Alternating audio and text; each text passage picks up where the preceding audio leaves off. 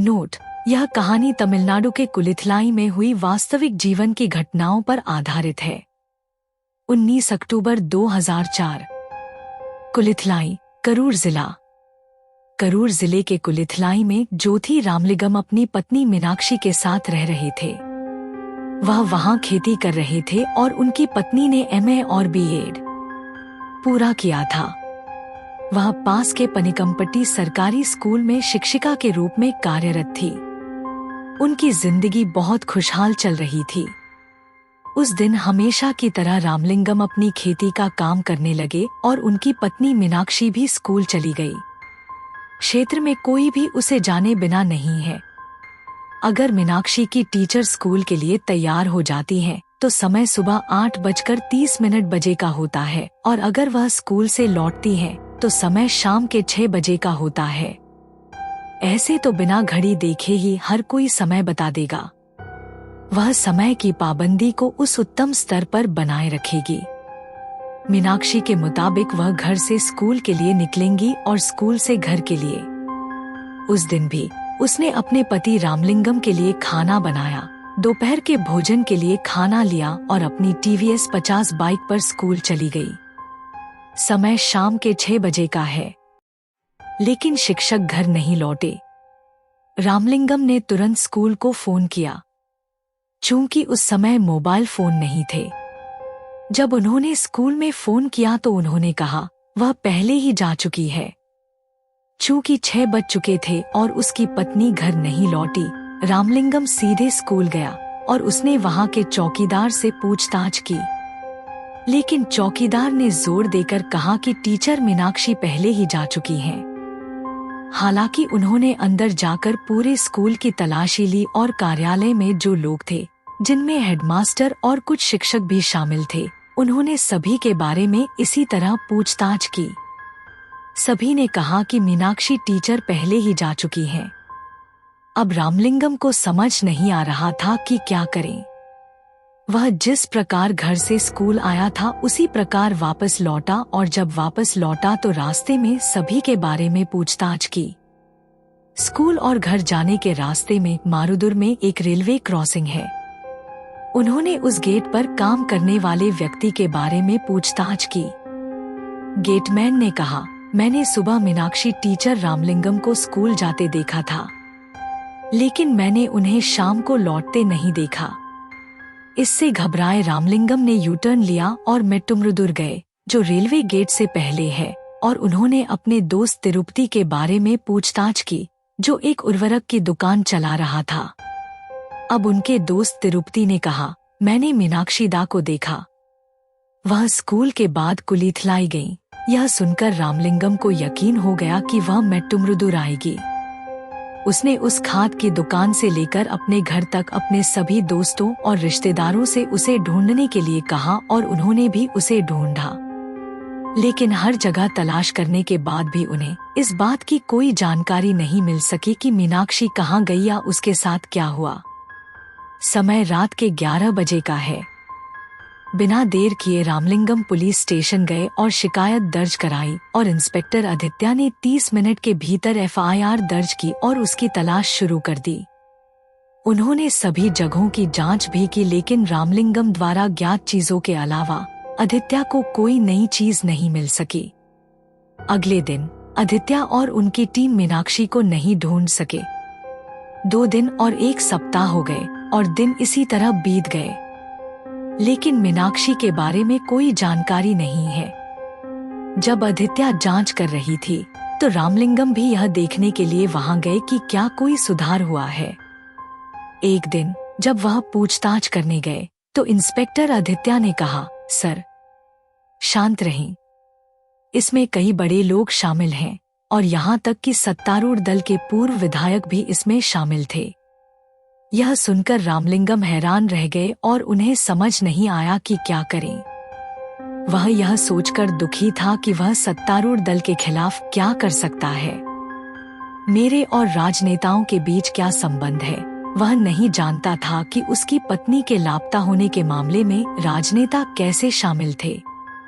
कुछ दिनों बाद रामलिंगम चुप हो गए। चूंकि वह सत्ताधारी दल के खिलाफ कुछ नहीं कर सकते, लेकिन मीडिया इस मामले पर चुप नहीं रहा। तमाम मीडिया ने लिखा कि इस मामले में सत्ता पक्ष के पूर्व विधायक और उनका बेटा शामिल हैं। इससे पूरे तमिलनाडु राज्य को झटका लगा और यह सत्तारूढ़ पार्टी के लिए बड़ा सिरदर्द बन गया। लेकिन जांच में पुलिस को पता चला कि इस मामले में सत्ता पक्ष के पूर्व विधायक और उनके बेटे का हाथ नहीं है। मामले के बारे में बार बार पूछताछ करने के कारण आदित्य ने रामलिंगम से यह बात कही। थाने में आकर उन्हें परेशान करने से रोकने के लिए उसने राजनेताओं को बहाना बनाया। इसकी जानकारी होने पर उच्च अधिकारियों ने उन्हें कड़ी चेतावनी दी। जब ये मामला ऐसे ही चल रहा था तो कुछ दिन बाद बेंगलुरु से सूचना आई कि उन्हें मीनाक्षी टीचर मिल गई है। तुरंत रामलिंगम, इंस्पेक्टर आदित्य और पुलिस टीम वहां गई और बेंगलुरु में उन्होंने मीनाक्षी के रूप में एक शव दिखाया। अब आदित्य ने रामलिंगम को बुलाया और उससे शव की पहचान करने को कहा। वह डर और घबराहट में शव के पास गया, लेकिन शव देखने के बाद उन्हें थोड़ा आराम हुआ, चूंकि ये उनकी पत्नी मीनाक्षी की टीचर नहीं थी। वह किसी और महिला का शव था जो मीनाक्षी की उम्र और शक्ल की थी। यह देखकर और यह विश्वास करके कि वह कहीं न कहीं जीवित होगी, रामलिंगम अपनी जन्मभूमि वापस आ गए। 2 साल बाद 2006। इसी तरह साल बीतते गए और 2006 में सत्ताधारी पार्टी बदल गई। रामलिंगम को उम्मीद थी कि अगर सत्तारूढ़ दल बदल गया तो कुछ बदल जाएगा, लेकिन उनकी अपेक्षा के अनुरूप कोई बदलाव नहीं किया गया और मामले में कुएं में पत्थर की तरह कोई सुधार नहीं दिखा। इसके कारण रामलिंगम ने मदुरै उच्च न्यायालय में बंदी प्रत्यक्षीकरण याचिका दायर की और इस बंदी प्रत्यक्षीकरण याचिका की जांच करने वाले न्यायाधीशों ने कहा, 1.5 साल से लापता सरकारी शिक्षक के मामले में कोई सुधार नहीं हुआ है, इसलिए मैं सीबीसीआईडी को सौंप रहा हूँ। सीबीसीआईडी ने भी इस मामले की गंभीरता से जांच शुरू कर दी। तिरुपति की खाद की दुकान से लेकर मीनाक्षी के शिक्षक के घर तक उन्होंने हर जगह जांच की और हर जगह तलाशी ली। उस सड़क से अलग होने वाली छोटी छोटी सड़कें और जंगल के रास्ते, हर जगह तलाशी और जांच की गई और सीबीसीआईडी को जिस कुएं पर संदेह हुआ उसमें उतरकर मीनाक्षी टीचर की लाश या उनके टीवीएस 50 की तलाश की गई, लेकिन उन्हें भी कोई सबूत नहीं मिला। रामलिंगम भी निराश होने लगे। 22 जून 2006। इस बीच राजेंद्रन गार्डन नामक स्थान पर मालिक ने अपने केले के खेत में नए पौधे लगाने का फैसला किया। वह 3 सदस्यों के साथ गड्ढा खोद रहा था। जब वे खुदाई कर रहे थे तो उन्हें कुछ अलग चीज मिली।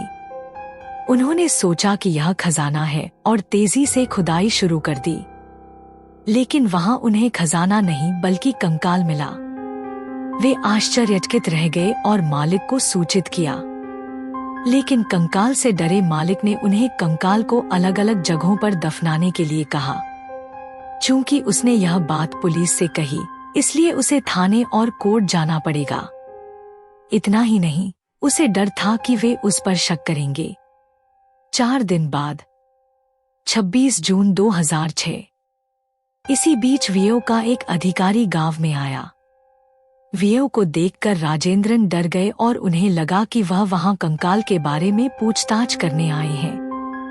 उन्होंने उस कंकाल के बारे में बात की जो उन्होंने 4 दिन पहले देखा था। वीओ वहां टैक्स वसूलने आया था, लेकिन खबर सुनकर उसके होश उड़ गए। उन्होंने तुरंत इसकी सूचना तहसीलदार को दी।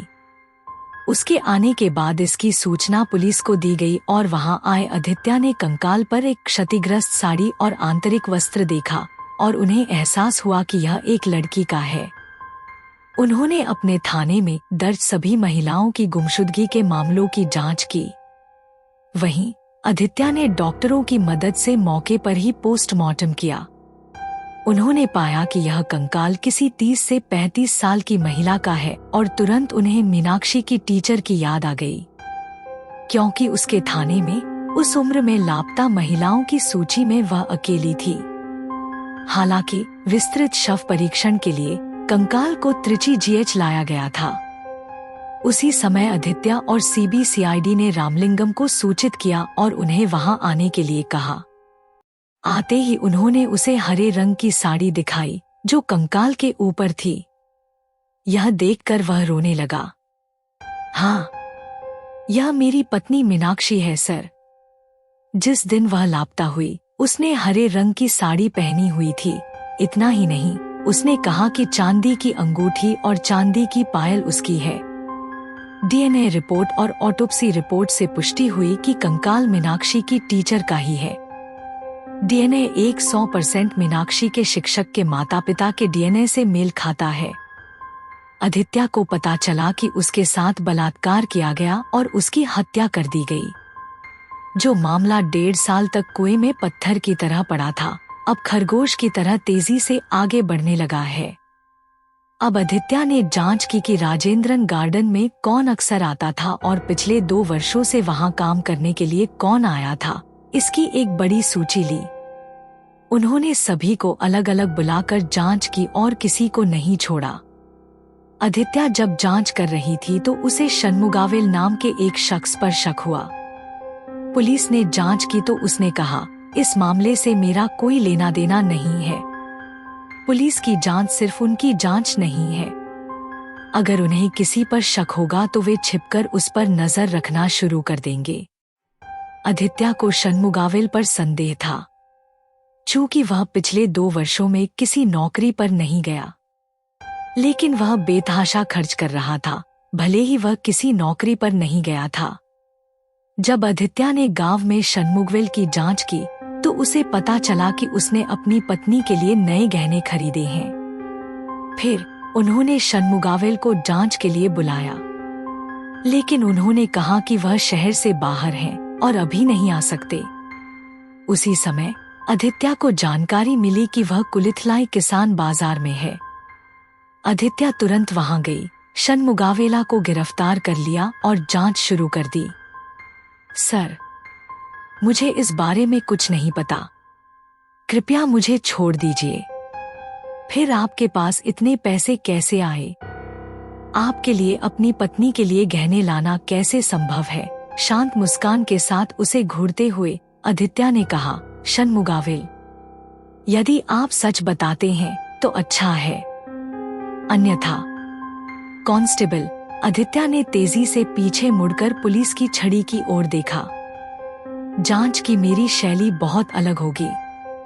सामान्य पुलिस पूछताछ शैली में नहीं। पिटाई के डर से षणमुगावेल ने स्वीकार कर लिया कि वह ही हत्यारा है।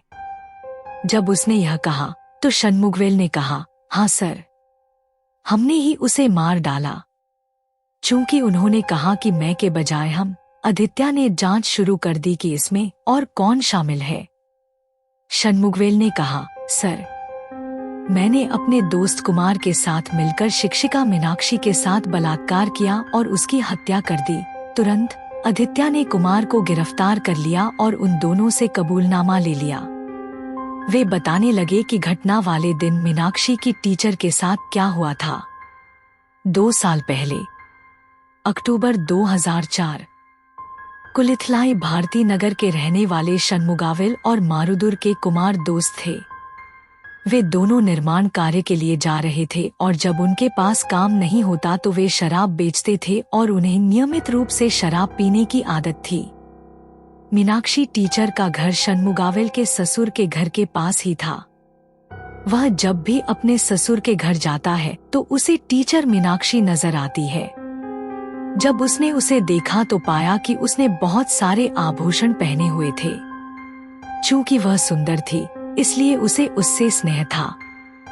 जब ऐसा था, एक दिन षणमुगावेल और कुमार चिल्ला रहे थे कि उनके पास शराब पीने के लिए पैसे नहीं हैं। मेरे पास एक विचार है, कुमार, षणमुगावेल ने कहा। वह क्या है दा? कुमार ने पूछा, जिस पर षणमुगावेल ने कहा, मीनाक्षी बहुत सारे गहने पहनेगी और मुझे सारी जानकारी पता है कि वह कब स्कूल जाएगी और कब लौटेगी। हम उससे गहने चुरा सकते हैं। इसके लिए उन्होंने एक परफेक्ट प्लान बनाया। स्कूल के रास्ते में राजेंद्रन गार्डन नामक एक जगह है और उन्होंने देखा कि वहां कोई मानव यातायात नहीं था। षणमुगवेल और कुमार ने वहां शिक्षिका मीनाक्षी को लूटने का फैसला किया। 19 अक्टूबर 2004 घटना वाले दिन रोज की तरह शिक्षिका मीनाक्षी स्कूल गईं और शाम को अपनी टीवीएस 50 से स्कूल से लौट रही थी। अपने घर के रास्ते में तिरुपति फर्टिलाइजर शॉप को पार करने के बाद जब वह राजेंद्रन गार्डन के पास पहुंची तो अचानक नारियल की एक शाखा उसके ऊपर गिर गई। इससे वह लड़खड़ा कर गिर पड़ी। शिक्षिका मीनाक्षी अपनी बाइक से बिछड़ गई और तुरंत एक व्यक्ति उनकी ओर दौड़ा।